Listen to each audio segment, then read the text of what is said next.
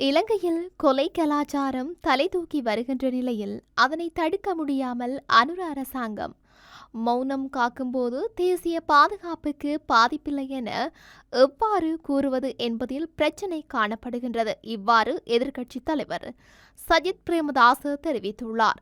நாட்டு மக்கள் சுதந்திரமாகவும் பாதுகாப்பாகவும் வாழ்வதற்கும் தமது அன்றாட வாழ்க்கையை பாதுகாப்பான முறையில் கழிக்கவும் ஏற்ற சூழலை உருவாக்கித் தர வேண்டியது நாட்டை ஆளும் அரசாங்கத்தினது கடமையாகும். தற்போதைய அரசாங்கத்துக்கு இரு தேர்தல்களிலும் பெருமக்கள் ஆணைகள் வழங்கப்பட்டுள்ளன. முறைமையில் மாற்றத்தை மக்கள் எதிர்பார்த்தனர். நாட்டில் பயங்கரமான சூழ்நிலை உருவாகி கொலை கலாச்சாரம் தலைதூக்கியுள்ளது.